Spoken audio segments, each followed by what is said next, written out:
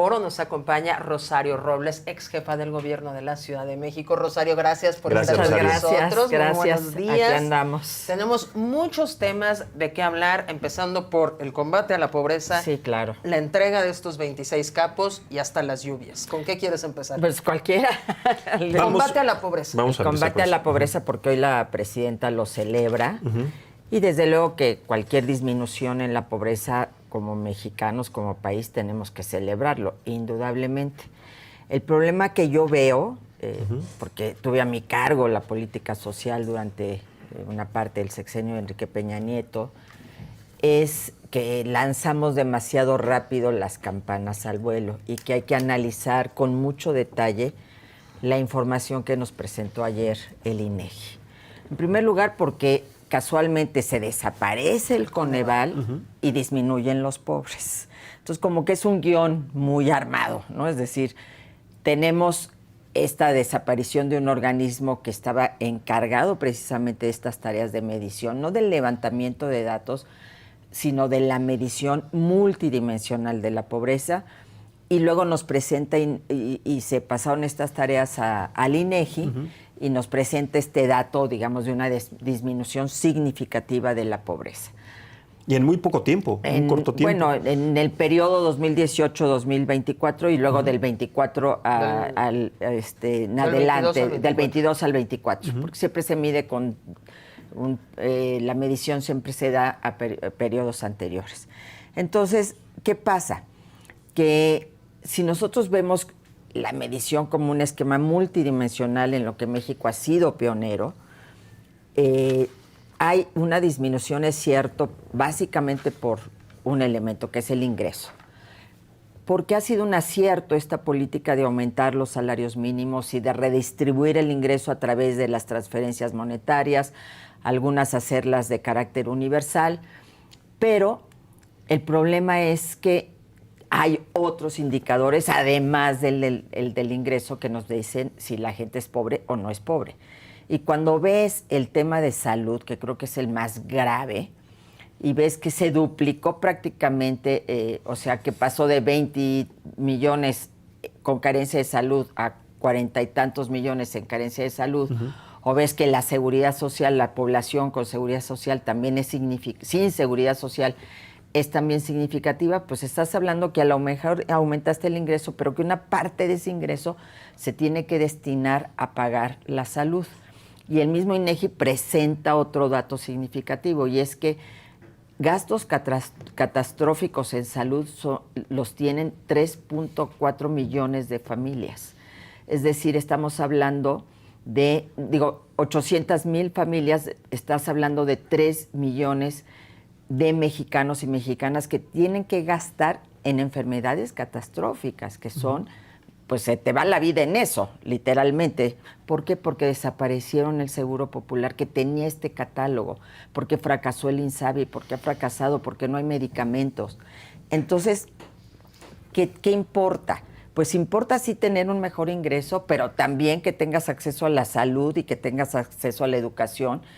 Y además, otro tema que me parece muy importante analizar en estos datos es si son comparables o no las cifras, si podemos hablar de esta disminución o no comparando con años anteriores. ¿Por qué? Porque cambió la metodología del INEGI, cambió el cuestionario del INEGI. Entonces, primero hay que analizar eso. Primero INEGI tiene que responder preguntas sobre la metodología que utilizó para saber si son comparables los datos y decir que son las mismas peras comparadas con peras, o si son peras y manzanas, entonces no podemos hablar de esta disminución tan significativa. Pero lo más interesante que a mí me parece de este informe es que es el ingreso el factor, no son fundamentalmente las transferencias monetarias. Estamos gastando mucho en transferencias monetarias, pero lo que está definiendo es el ingreso, el aumento en el ingreso. ¿Hasta dónde es sostenible sin un crecimiento? ¿Hasta dónde es sostenible sin un aumento en la productividad? Entonces, a lo mejor ahorita tenemos una victoria, pero el día de mañana esta victoria puede traducirse en que esta población está en una condición vulnerable y cualquier situación crítica las vuelve a lanzar a las filas de la pobreza. ¿Por qué? Porque ese aumento en el ingreso no está sostenido en un crecimiento como país. Entonces, estás utilizando ingresos o dineros que no están sostenidos pues en una base real, y eso tiene límites, evidentemente. Pero además Coneval nos dice, hay 38 millones de personas en condición de pobreza, se disminuyeron 12 millones, etcétera, pero al mismo tiempo te dice que debajo de la línea de pobreza, que es la que te permite medir con Coneval, te medía Coneval, tienes 49 millones. Entonces, ¿cuál es la cifra real?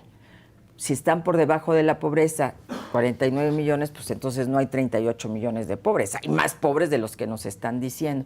Entonces creo que es importante ir a un análisis profundo del tema. Ir analizando pregunta por pregunta de las que se levantaron, analizando si es comparable, que INEGI responda a los cuestionamientos de este tipo, viendo la línea de pobreza y sobre todo qué ha incidido más, el ingreso laboral o las transferencias monetarias. El que sea una población formal o que sigan en la informalidad. Es decir, todos estos temas nos van a permitir realmente hacer un diagnóstico, partiendo de que en efecto es muy viable y presumible que se haya bajado la pobreza, claro, pero hasta dónde y en qué proporción, y sobre todo si la pobreza extrema, porque yo creo que sí, primero los pobres, pero primero los más pobres dentro de los pobres, disminuyó en la misma proporción o no, que es a donde se tendría que enfocar la política pública. Ayer justamente hablábamos en la noche con autoridades del INEGI y nos explicaban la diferencia de por qué transferencias y el tema del salario. Pero antes de cambiar de tema, y como eres experta en esta materia, me gustaría preguntarte el tema de la medición de la pobreza multidimensional. Cuando se crea el Coneval, hubo muchas críticas, porque decía, México está encontrando su forma de medir la pobreza, contrario a lo que hace Banco Mundial, Fondo Monetario, que es directamente con el ingreso. ¿Qué opinas de esta medición multidimensional que se lleva a cabo en México? Es que yo creo que es importante porque te permite medir la densidad de la pobreza, no solamente el que tengas un mejor ingreso, sino que vivas en condiciones dignas, que tengas derecho a acceso a la salud, a la alimentación, a la educación, a una vivienda digna, a los servicios dentro de la vivienda, que haya un grado de cohesión social. Entonces, sí, México al principio, pues era un parámetro muy alto, ¿eh? Si tú comparas la medición de Banco Mundial, pues tendríamos 20 millones, 10 millones de pobres, 15 millones. México se puso la vara muy alta, pero esa es la medición que hemos tenido. Esa es la medición con la que puedes comparar. Qué padre que un gobierno, pues a mí me hubiera encantado que en ese momento Coneval dijera, ya cambiamos la metodología y ahora vamos a medir de manera diferente. Y pues hubieras dicho, que viva el gobierno porque sacamos a 20 millones de la pobreza. No, pues no se trata de eso, se trata de ir comparando en el tiempo. Han ido mejorando los indicadores, sí, de la pobreza multidimensional, pero todavía tienes carencias muy importantes. Pero lo más grave es que no solamente han disminuido, sino que hay carencias que han aumentado, como la de la salud. Y entonces a mí lo que me preocupa es esta indolencia frente a un tema básico, un derecho social. Se habla de los derechos, de la pobreza, de la desigualdad, pero un derecho consagrado en la Constitución es el de la salud. Y se manifiestan el domingo, ¿y qué hace la presidenta? Descalificarlos. Cuando lo único que dicen es queremos vivir, defendemos la vida. ¿Cómo como jefa del Estado mexicano no te solidarizas con esta causa? Y tienen 7 años prorrogando el tema de los medicamentos y desaparecieron las instituciones y las políticas públicas. Ellos que tanto critican el periodo neoliberal, no hay nada más neoliberal que la transferencia monetaria. ¿Por qué? Porque la transferencia monetaria pues te hace que como Estado te desentiendas de políticas públicas. Ah, no, pues ya les doy lana, pues que ellos vayan al consultorio de la esquina a resolver sus temas de salud. Los de las farmacias. Exactamente. Que ellos resuelvan por esa vía el tema de salud y yo no me importa el deterioro de las instituciones. Ah, ya les doy más dinero, entonces desaparezco las estancias infantiles, las escuelas y contrata tú el servicio. Como si lo que te dieran, no, pues no hay medicamentos, pues te doy un dinero si tienes un niño con cáncer, un hijo con cáncer o una hija con cáncer, y me desentiendo del problema. No, Yo creo que la transferencia monetaria y la redistribución del ingreso es muy importante, pero no puede ser a costa de las políticas públicas, no puede ser a costa de nuestras instituciones educativas y de salud, las que hemos construido a lo largo de décadas. No puede ser que tú celebres que hay un mejor ingreso, menos pobreza y niños y niñas estén abandonando la escuela, cuando habías logrado abatir ese rezago, disminuirlo de manera significativa. No puede ser que digas, hay más gente, hay menos gente en pobreza y salgas y te inundes en la esquina, ¿no? Porque la infraestructura no está siendo mantenida, no hay un mantenimiento de la infraestructura básica como ciudades y como país. Entonces, yo creo que la cobija es de un solo tamaño y esta cobija se ha sostenido con deuda. Entonces, si tú le jalas para acá, pues estás descobijando temas también muy importantes para tu desarrollo como país. Claro. Y tan importante como la salud, ¿no? Claro. Déjame regresar rápidamente al tema de productividad de ingresos, que me parece muy importante, porque también las cifras que acompañan o que discordan con estos datos es que hay más generación de empleos, menos pérdida de empleos, lo cual pues no se refleja en lo que pasa, pero además también lo que sucede con la caída en los ingresos de las remesas. Entre el 12 y el 16% de estados como Chiapas, del sureste mexicano, Oaxaca, pero también Zacatecas, representan el 15% del Producto Interno Bruto de estas remesas. ¿Qué pasa entonces con esa falta de ingresos, con esa disminución de ingresos y con la falta de empleos? Justamente a quién le pega esta disminución, a los sectores más pobres, a los deciles más bajos. O sea, lo que ha permitido incluso en parte esta medición que estamos viendo, que es, digamos, en el tiempo, son las remesas. Es decir, lo que sostuvo a los sectores más vulnerables de la población fueron las remesas. Claro, si estas disminuyen, en la próxima medición, como estamos viendo que están disminuyendo, en la próxima medición esto va a ser un impacto. Entre el 12 y el 16% es una cifra menor. Son sí, pero factores es 2025. Exactamente. Y esta medición es no 2022, toma todavía el 2024. fenómeno, si de por sí. Sí, Trump. Por ejemplo, yo analicé el periodo 2018-2024 en pobreza extrema. Solo disminuyó en 1.7 millones la pobreza extrema de personas. En el sexenio de Peña Nieto fueron 2.8 millones de personas menos en pobreza extrema. Con menos recursos se disminuyó en una proporción mayor la pobreza extrema. ¿Por qué? Porque se focalizaba el recurso en esos sectores, con la Cruzada Nacional contra el Hambre, con la Estrategia Nacional de Inclusión.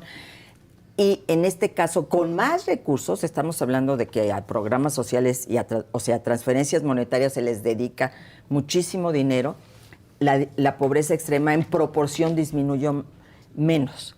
Entonces, y todavía no tenemos el impacto de las remesas que justamente permiten a estos hogares tener un ingreso para sortear ciertas dificultades. También está bajando por remesa, no solo en general, sino la cantidad que le están mandando a cada familia. No, y además porque hay un control mayor también de Estados Unidos sobre el envío de remesas, que también había un factor ahí, pues, de presunto lavado de dinero y demás que puede, evidentemente, eso afecta en esta disminución de las remesas, pero yo creo que esto en la próxima medición se va a ver, y en la próxima medición, si no crecemos, pues también lo que ahorita aplaudimos, pues resulta ser que la vulnerabilidad de la mitad de los hogares mexicanos, pues está ahí, presente. Entonces, más que el dato, está el hecho de que una crisis, una pandemia, una situación de esas catastróficas, pues te lanzan otra vez a la pobreza a millones de mexicanos. ¿Por qué? Porque no estás sosteniendo esa situación en un mayor crecimiento, en un mejor ingreso vinculado a la seguridad social, a la productividad, una mayor formalidad de la economía y también pues una focalización de los recursos que se destinan a esto. Entonces, creo que si bien es importante, y hay que señalarlo, yo si algo he aplaudido de los gobiernos de Morena, de López Obrador y de Claudia Sheinbaum, es este incremento al salario mínimo, esta redistribución del ingreso, me parece muy importante, pero no es suficiente. Justamente hablando de no es suficiente, me gusta mucho hacer los comparativos internacionales. Por ejemplo, comparado con cualquier país de América Latina, estamos mucho mejor en el tema de combate a la pobreza. Pero vamos a ver para arriba, ¿qué país debería ser el ejemplo en combate a la pobreza para nosotros ir hacia ese ejemplo? Bueno, obviamente todos los países donde socialdemócratas, digamos, que pues ni siquiera tienes que invertir en salud tú como familia, o la familia, la persona, o en educación, porque tienes la mejor educación y la mejor salud, ¿no? Pero bueno, eso es un deseo de largo, lejano. Sí, Muy muy largo alcance.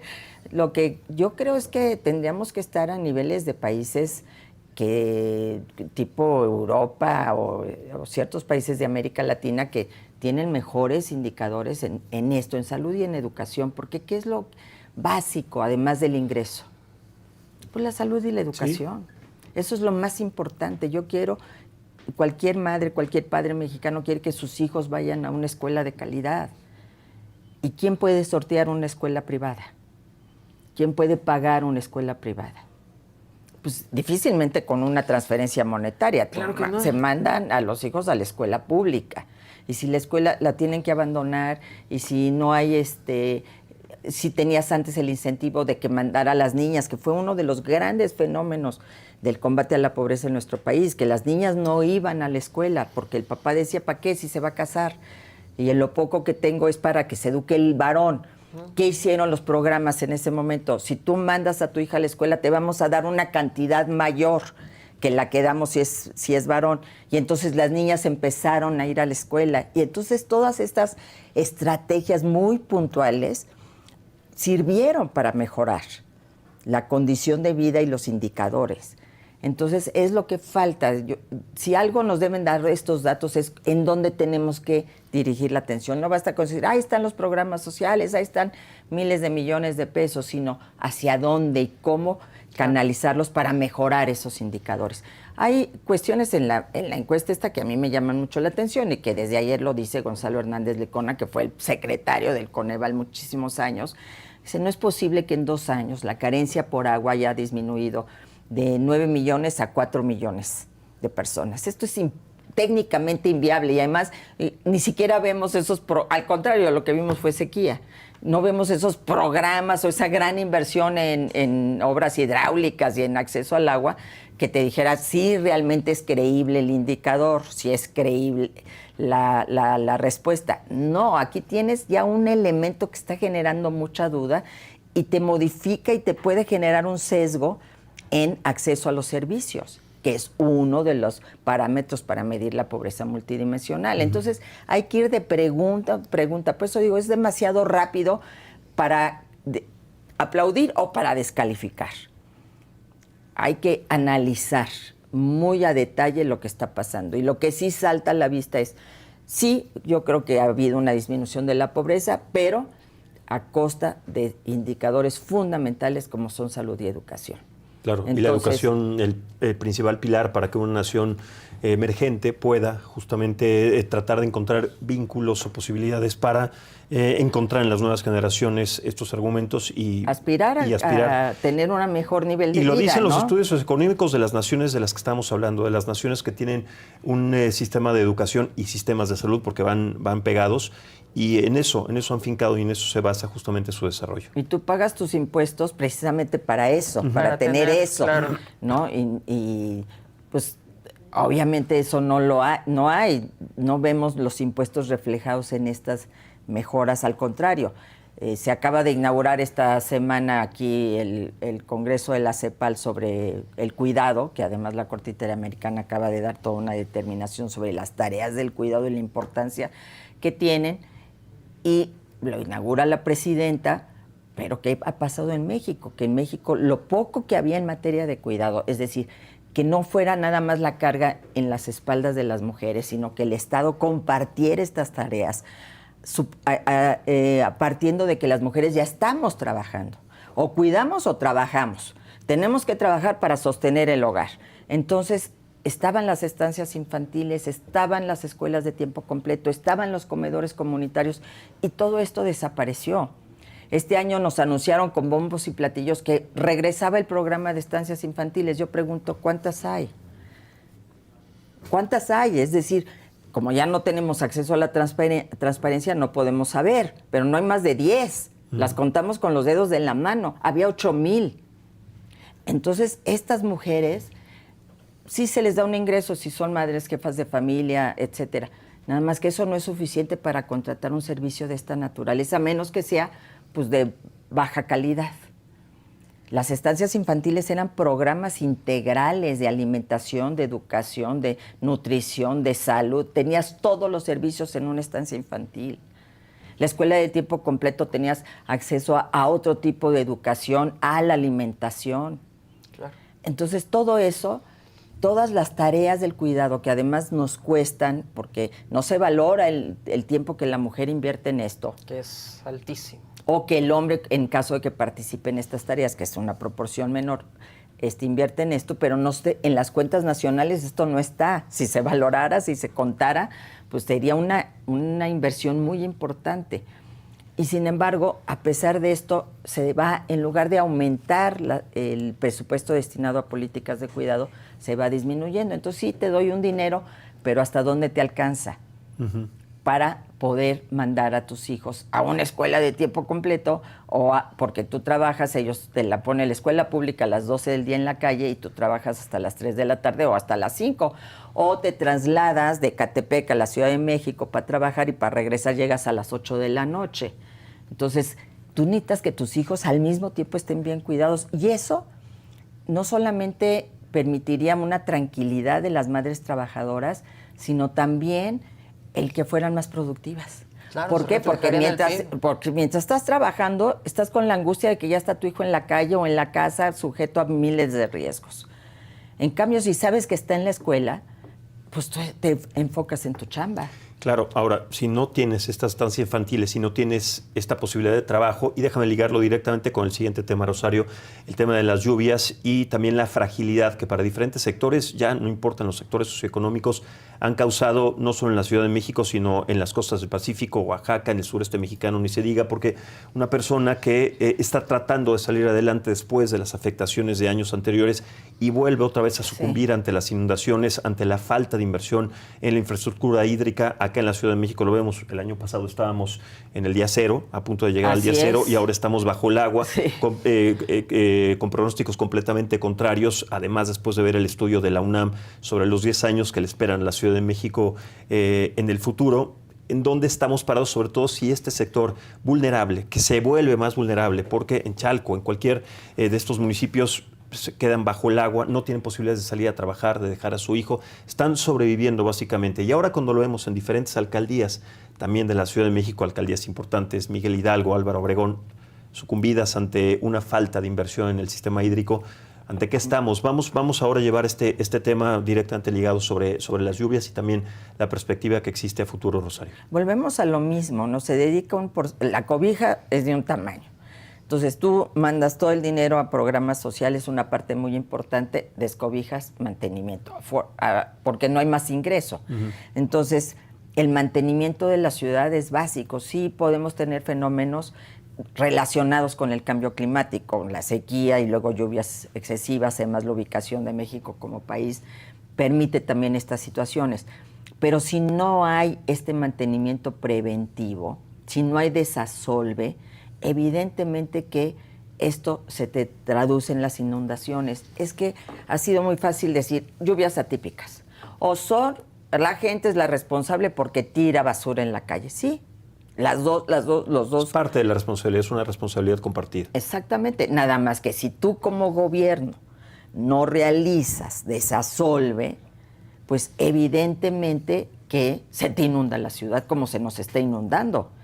¿Por qué? Porque tienes esta situación de no tener recursos para el mantenimiento, porque se nos inundó el metro, se nos inundó el aeropuerto, no solo se nos inundaron las calles. Uh-huh. El aeropuerto... Bueno, es de una brutalidad lo que estamos viendo, y es cuando viene otra vez otro tema a colación, y es, pues se canceló por una decisión caprichosa acabar de construir el aeropuerto internacional en Texcoco, también, ¿no? Uh-huh. Y bajo el argumento de que ahí los terrenos ya se iba a hacer todo un negocio inmobiliario, cosa que era totalmente falsa. Ya los tenemos invadidos, esos terrenos ahora. Exacto, ¿qué hay hoy? Ahí. Exactamente, pero se cancela un proyecto vamos otra vez, de primer mundo para nuestra ciudad, capital y para nuestro país, y no se le da mantenimiento al aeropuerto de la Ciudad de México, y el AIFA es totalmente pues no ha Es un sido elefante viable. blanco. Ujú.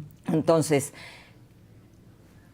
esta falta de visión estratégica.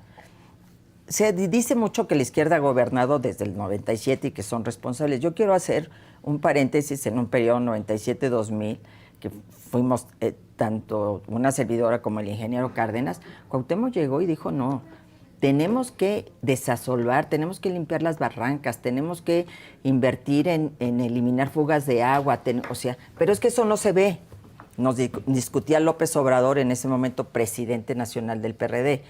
Ingeniero, eso no se ve y usted va a ir a la campaña en el 2000 a la presidencia de la República, eso no da votos, no, pero yo tengo un compromiso de rescatar la ciudad, de recuperar.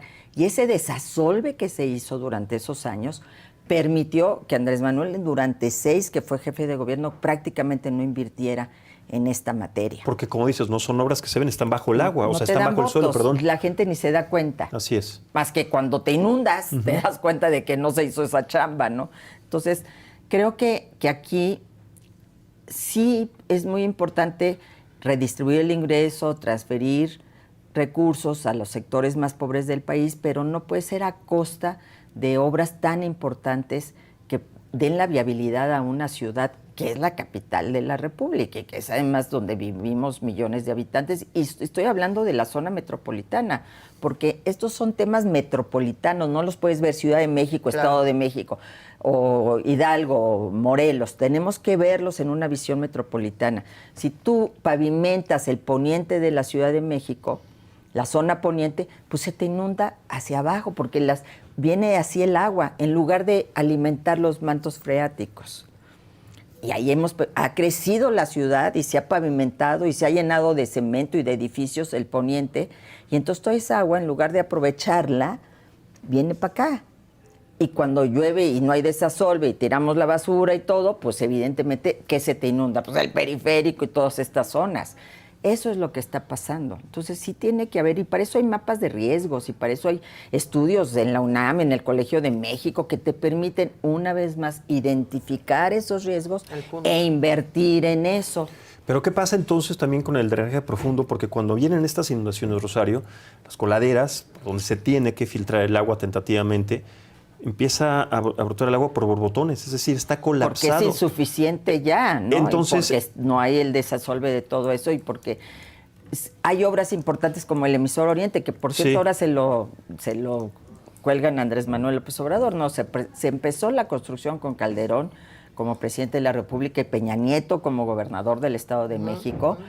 Y siguió construyendo de manera muy importante y a Andrés Manuel le tocó pues colgarse la medallita de la inauguración. Pero son obras de gran calado que requiere una zona metropolitana. Pero si tú dices, no, pues ahora ya le voy a dar dinero a los chavos de 30 años que tengan un dependiente económico, pues ¿de dónde vas a sacar ese dinero? Pues dejar de hacer desasolve, dejar de mantener el metro, dejar de construir los servicios necesarios para que la ciudad no colapse.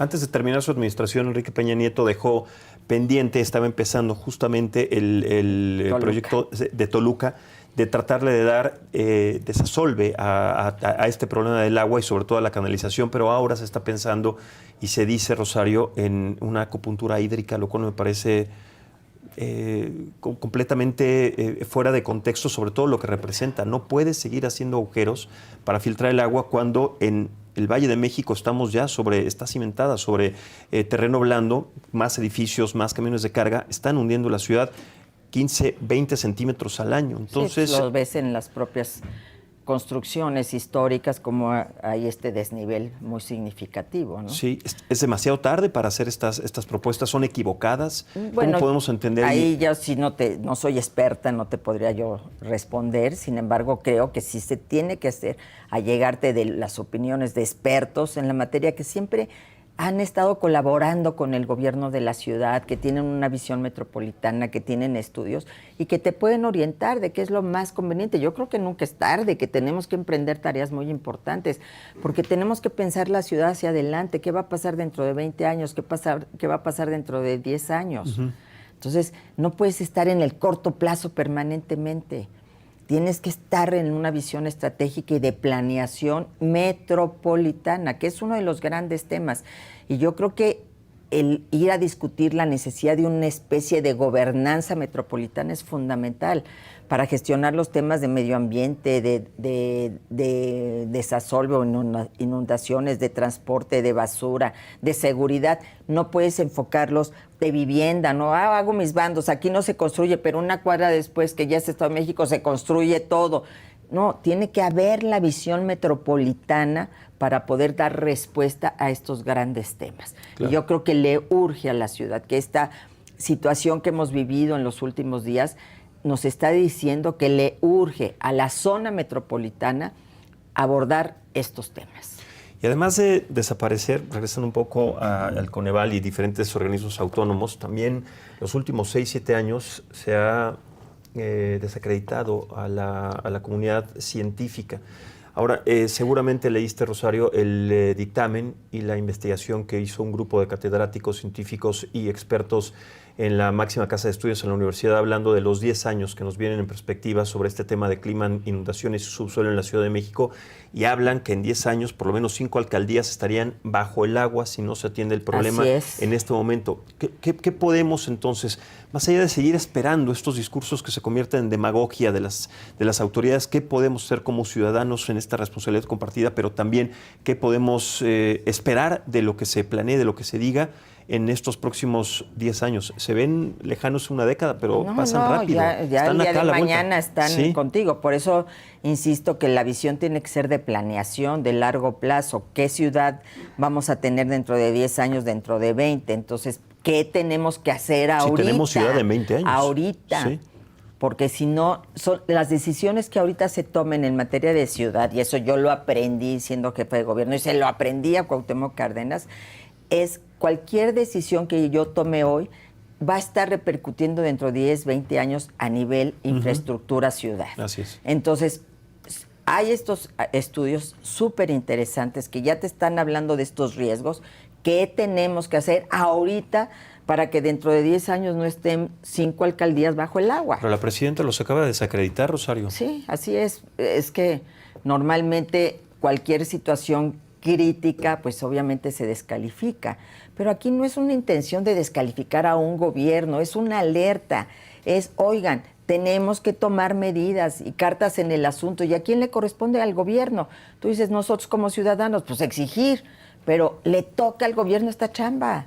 Y qué bueno que hay estos estudios, de qué nos nutrimos para tomar medidas. Entonces, creo que esta es la parte, digamos, en donde está la construcción de una narrativa, pues no permite este tipo de visiones críticas, ¿no? De esta narrativa de viva la cuarta transformación, todo es exitoso, disminuyó la pobreza,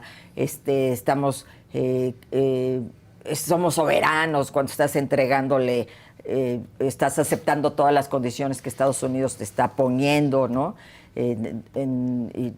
Bueno, ya no hablo de esta declaración de que los mandamos porque seguían delinquiendo en las cárceles. ¿Cómo? Es decir, las cárceles que están bajo tu responsabilidad como secretario o que estaban bajo tu responsabilidad como secretario en la Ciudad de México, ¿cómo siguen delinquiendo? Entonces, como somos incapaces de evitar que sigan delinquiendo, los mandamos al otro lado. Entonces, ¿qué estamos diciendo con esta declaración? Estamos prácticamente diciendo que somos incapaces. Sí, y verdaderamente el reflejo sí nos hace ver, o por lo menos al sistema de justicia penal, incapaces, porque son 26 de cientos más que posiblemente sigan operando. ¿Por qué estos nombres? Vamos a analizar ahora este tema, Rosario. ¿Por qué estos nombres fue un acto de soberanía, como dijo la presidenta, o un acto de negociación con Estados Unidos? Porque ahí también discordan, lo que platicábamos con David Saucedo, discordan las declaraciones tanto del secretario de Seguridad como el del fiscal. Exactamente, la del fiscal y la de la presidenta. Sí, porque el fiscal dijo claramente que era una petición de Estados Unidos. Y Claudia Sheinbaum dice que es una decisión soberana. Sí, porque no, ni modo que digan, pero se da en el contexto de que de la amenaza de los aranceles, de este nuevo periodo de 90 días, en donde pues todo el tiempo estamos teniendo que dar tributos. Y así va a pasar los próximos 4 años. Así vamos a estar. El problema es de qué tamaño van a ser los tributos cada vez más. Es decir, el apetito es enorme. Y yo creo que se sienta satisfecho ya vieron con que nada. ese es el camino, ¿no? Porque la mentalidad de Trump es esa. Es insaciable. ¿No? Entonces, sí, pues otra vez dentro... y quiero esto, y a lo mejor lo que está pidiendo todavía no se lo quieren dar. Y entonces pues mandan estos 26, van a mandar probablemente a otros, se va a firmar el acuerdo en seguridad, están los drones sobrevolando, ya sabemos que hay portaaviones en las aguas mexicanas. Elementos de la DEA y de la CIA infiltrados también como civiles en diferentes partes. El operativo que acaba de haber en Michoacán, pues evidentemente con el apoyo de agencias internacionales, que está muy bien que cooperemos. Si es para combatir al crimen organizado, justo es lo que pues te iba yo a comentar. creo que todos estamos de acuerdo. Hay muchas personas, ¿no? que están absolutamente de acuerdo, porque ¿cuál sería la otra opción para colaborar con Estados Unidos? Pero si estamos declarando que ni siquiera podemos contener al crimen que está ya detenido, que está en las cárceles, pues mucho menos vamos a poder contener al que está en las calles. Entonces, bueno, es una declaración de ellos, no de nosotros. Y no es estamos algo aquí diciendo de no mala es algo fe. nuevo. No, siempre se ha sabido que las cárceles, que la extorsión sale de las cárceles, que está rebasado. Obviamente, pero que sea tu argumento para decir que estás mandando a 26 a Estados Unidos, pues es una declaración muy poco afortunada del secretario. Sí, porque desenmascara la fragilidad del sistema. Claro, o sea, no, y por querer justificar que no es porque es una petición de Estados Unidos, caes en esto. Es decir, esta improvisación que a veces se da en las mañaneras o en las conferencias de prensa de seguridad, pues evidentemente que los lleva a cometer este tipo de situaciones. El hecho es que se da en el contexto de la presión de Estados Unidos hacia México, que es la segunda entrega, que ni siquiera es extradición, que celebran como un triunfo. Bueno, por lo menos no les van a aplicar la pena de muerte, ¿no? Como si eso fuera lo más importante. Sí. Y que otras cosas, lo platicábamos desde la vez pasada, toda esta eliminación de barreras no arancelarias, ¿qué significan? Pues es la letra chiquita que no nos han explicado, que no nos han dicho, y siempre nos enteramos por Estados Unidos. La lista de los 26, primero se supo porque Estados Unidos la publicó que México. ¿Cómo es posible? Es decir, siempre nos enteramos porque ellos están informando. Ayer la fiscal dijo que Maduro le paga a los gobiernos de México y Honduras para que pase por el espacio aéreo el fentanilo o la droga. ¿Cómo? Entonces, son cosas que te llega la información del otro lado cuando debiera ser el gobierno mexicano el que enfrentara con mucha firmeza todo esto y con mucha verdad hacia nosotros, los mexicanos. Eso no está sucediendo. Entonces me parece muy grave y te envuelvas en esta bandera nacionalista cuando en realidad pues estás aceptando todas estas condiciones. ¿Por qué? Pues porque no puedes permitir que se le apliquen aranceles a México a un montón de productos. ¿Crees que va a pasar en el mediano plazo, más allá de la amenaza? Pues, o sea, ¿crees que al final, después de tantas y tantas ofrendas, el apetito insaciable de Donald Trump diga, y de todos modos se los voy a poner? Es probable que, quién sabe, ¿no? Porque esto va en Estados Unidos también está habiendo pues mucho rejuego en lógica que proteccionista, pues en un esquema ya global es muy difícil que sea viable y tiene sus implicaciones. Pero, pues ya están cerrando empresas en México, se están yendo, es decir, finalmente este objetivo, que creo que el objetivo de Trump a largo plazo es que se vayan a producir allá las empresas que producen aquí en México, sobre todo la automotriz, la industria automotriz. Claro. Entonces, pero es muy relativo, ¿no? Lo importante es que le funciona como chantaje. Yo creo que esto es lo que él ve en su toma y daca, que le encanta, me está funcionando como chantaje. Estoy logrando lo que yo quiero, y es que me entreguen acá, pues ahora quiero otros también, con de México corbata y blanca. casi con todo el mundo, ¿no? Sí, Salvo sí. China, Rusia, que no se están dejando que son ahí. potencias. China, Pero pues, concretamente en México esta prórroga disfrazada de logro diplomático, de logramos 3 meses más para que los aranceles, ¿no? Pues es una situación que Donald Trump está, yo quiero pensar estratégicamente pensando para seguir saciando su hambre de todas estas figuras. Porque su tema es el de la seguridad, Sí, el de las drogas. Pero ¿cuál es su castigo? Los Sí, pero aranceles. sí es Así un es. triunfo diplomático, si no ve nada más el caso de Brasil, ¿cómo claro, lo tiene? Es un triunfo diplomático, por eso yo decía disfrazado porque al final de cuentas cuando pasan estos 3 Relativamente, meses... ¿no? Porque tenemos aranceles que antes no teníamos, tenemos aranceles al acero y al aluminio, que Y yo son lo pregunto muy porque cuando importantes. pasen los 3 meses va a decir, bueno, ahora sí ya va a volver a establecer las condiciones que él quiere. Así van a ser los próximos Sí, 4 años, así sin es, duda. así Porque es es. su personalidad, ¿no? Se divierte y aparte tiene no, todo y este tema mediático todo el día. Completamente. Y ahora lo que están analizando los expertos, que me parece muy interesante también, es cómo se está generando toda esta narrativa para justificar cualquier tipo de intervención. Es decir, no es que vayan a venir las tropas norteamericanas a México a intervenir contra el crimen organizado, pero tienen, pues como se me llevaron al Mayo Zambada, es decir, no requieren mayor estridencia, ¿no? Ellos tienen sus Liones y con eso se intervienen y se llevan, como muy probablemente esté la estrategia relacionada con Maduro. Maduro, que por cierto, lo mencionaban ahorita ustedes, aparece con este decomiso de 700 millones de dólares, ¿no? Estamos viendo la mansión esta en la República Dominicana, que dices, wow. Y es algo poquito un gobierno y para sorpresa ilegítimo, de nadie. que el gobierno de México no ha sido capaz de decir que es ilegítimo, que se robaron la elección. No se ha pronunciado. Al contrario, mandaron una representación a la toma de protesta de Maduro. Así es. Entonces, híjole, qué terrible, cuando además te está hablando de que los cárteles de Venezuela, sobre todo el de los Soles, está vinculado al cártel de Sinaloa. Entonces, qué complicada, o sea, ahí hablando de diplomacia, pues, híjole, pues muchos mexicanos quisiéramos que se dijera de manera en blanco y negro que ese es un gobierno ilegítimo que no ganó en las urnas. A pesar de controlar el órgano electoral, a pesar de tener todo el control, medios de comunicación, etcétera, no ganó en las urnas. No es un gobierno legítimamente electo. Sí, nunca mostró las actas, nunca, en ningún momento generó además esta certeza para demostrar, porque no puede, porque no existía, Claramente. pero... Ni nadie ni en la comunidad europea, ni en Estados Unidos, ni en los organismos internacionales reconocen el triunfo de Maduro, ¿no? Sí, pero una cosa es no reconocerlo y otra cosa es hacer algo ya para terminar con esa dictadura, ¿no? Pues yo veo este cerco cada vez mayor, ¿no? ¿Será posible que sí lleguemos a dar la noticia de detener a Nicolás? Pues ojalá, ¿verdad? O sea, lo han hecho en otros países, con otros gobiernos, en otras épocas. Cuba, Nicaragua. ¿no? Pero parece que este cerco contra Maduro, pues sí va muy en serio. Bueno, sucedió con Daniel Ortega, esta persecución, en un momento él se sentía intocable y de repente, ¡pum!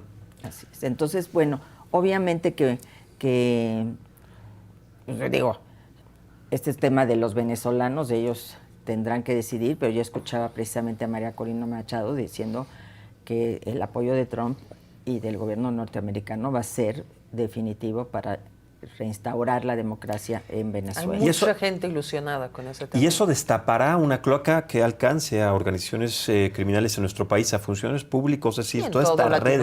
Y en toda Latinoamérica sí destapará esa. Ha habido mucho dinero de Venezuela financiando.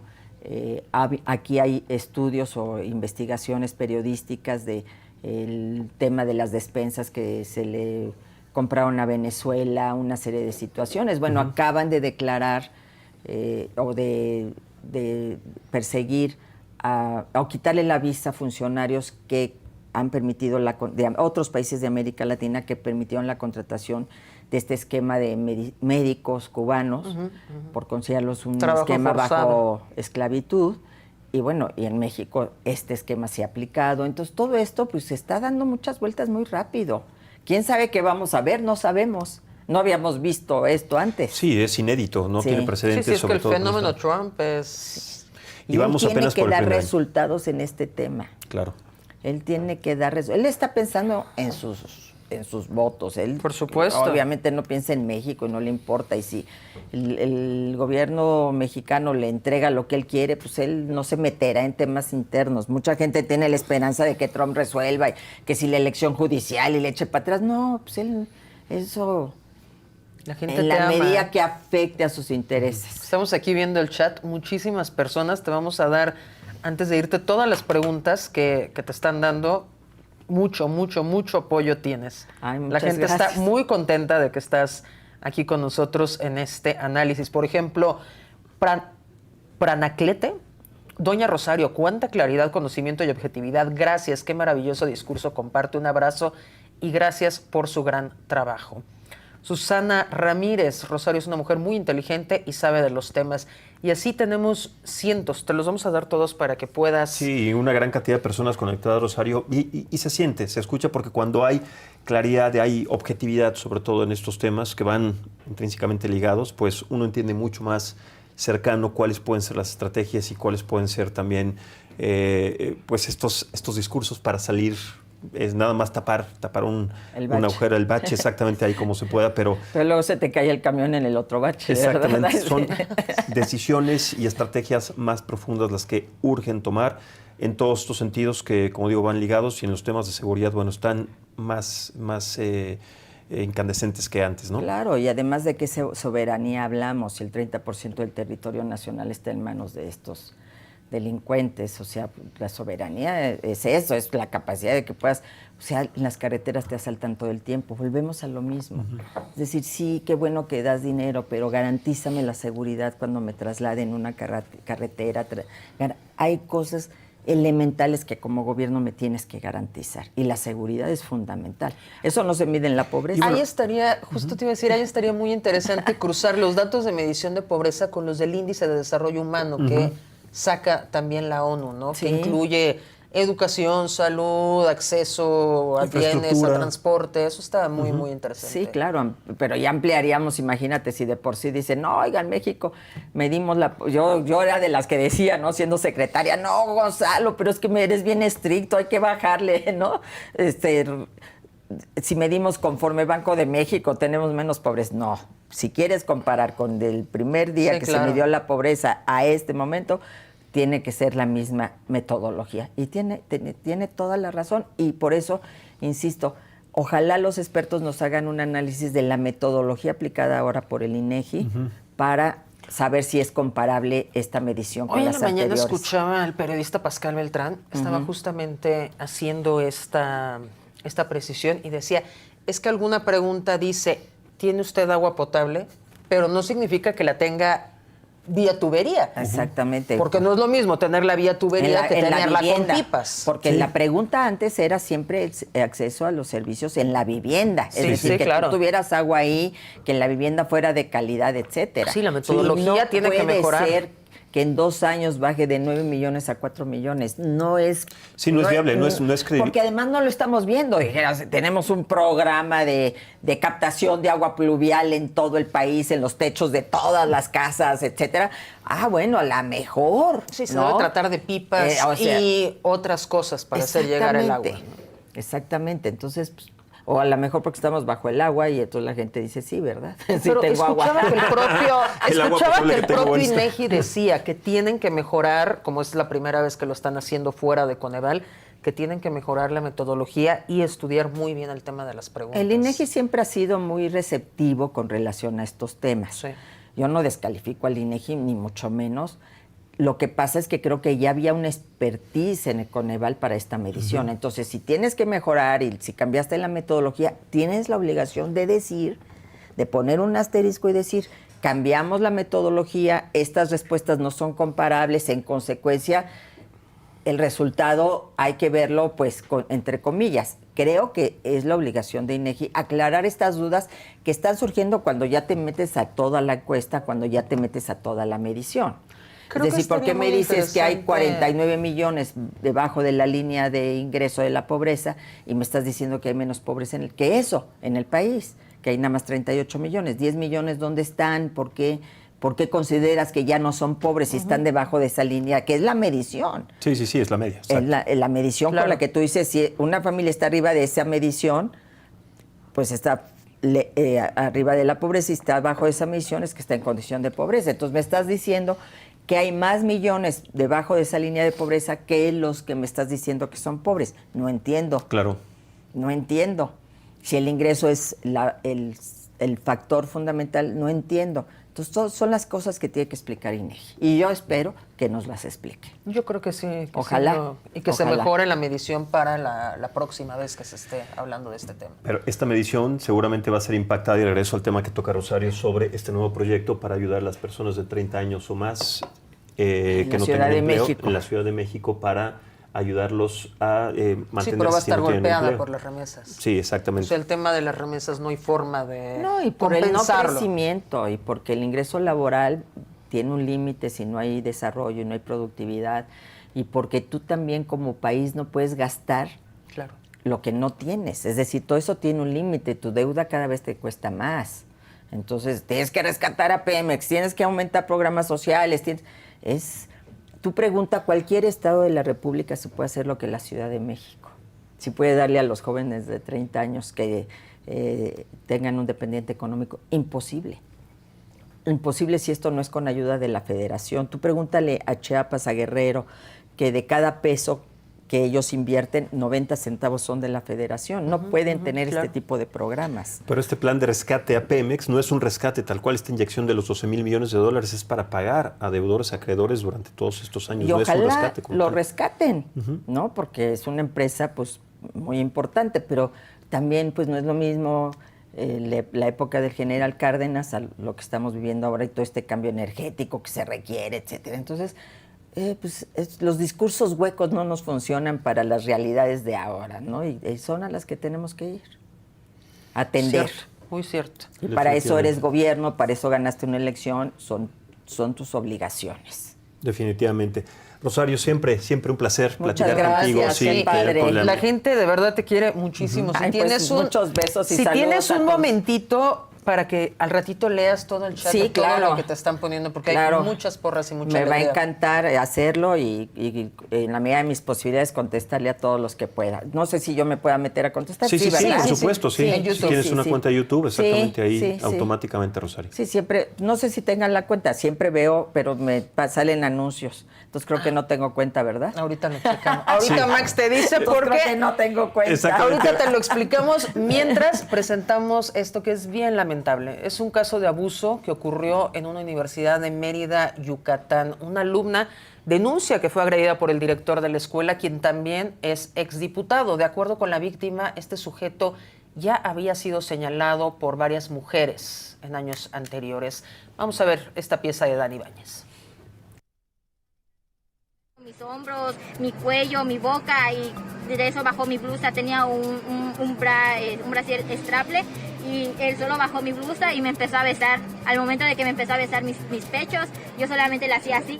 Estas fueron las palabras de Fernanda Salú, una estudiante de Derecho del Centro de Estudios CTM en Mérida, Yucatán, quien denuncia que fue víctima de abuso al interior del plantel. Los hechos ocurrieron el 7 de agosto, cuando Fernanda acudió a las oficinas del director de la institución a pedir un cambio de turno para que pudiera trabajar y estudiar al mismo tiempo. Sin embargo, en ese momento fue víctima del ataque sexual. Y él me dijo que sí, me dijo, ¿quién te dijo eso? En control escolar. Ahí está, procedió, alzó el teléfono y le dijo, licenciada Lupita, le dijo, oye Lupita, le dijo, te voy a mandar una alumna, es de esos casos extraños, y se empezó a reír. Y dijo, quiero que le cambies el turno. Colgó el teléfono, me dijo, viste, ya lo solucioné, ahora tienes que agradecerme. Y yo le dije, muchas gracias, ahorita voy a ir en control escolar. Al momento que yo iba a salir no podía porque tenía segurito. Yo dije, bueno, abro, salgo y listo, pero no, tenía segurito la puerta y no podía salir. Y él me jaló y me empezó a pegar a él y yo solo la hacía así y me decía, no, quiero que seas mi novia, te voy a llevar a comer, te voy a llevar a mi casa, tengo una casa donde solo está mi hija, pero podemos ir a una de otra casa que tengo por allá. Me empezó a decir, yo le decía, no, voy a ir en control escolar. El señalado es Luis Echeverría Navarro, director del Centro de Estudios Superiores de la CTM y exdiputado del PRI. Y él me besaba, de eso empezó a besarme todo mi cuerpo, mis hombros, mi cuello, mi boca, y de eso bajó mi blusa. Tenía un brasier straple y él solo bajó mi blusa y me empezó a besar. Al momento de que me empezó a besar mis pechos, yo solamente le hacía así y él me decía, no, pégate más a mí. Por estos hechos, Fernanda sufrió un ataque de pánico. Su primera reacción fue comunicarse con una amiga para pedirle apoyo. Según narró Fernanda frente a medios de comunicación, no podía dejar de llorar. Al verse paralizada por lo que sufrió, su conocida le envió un taxi por medio de una aplicación para salir del lugar lo antes posible. Ese mismo día del ataque, acudió a la Fiscalía General del Estado de Yucatán a denunciar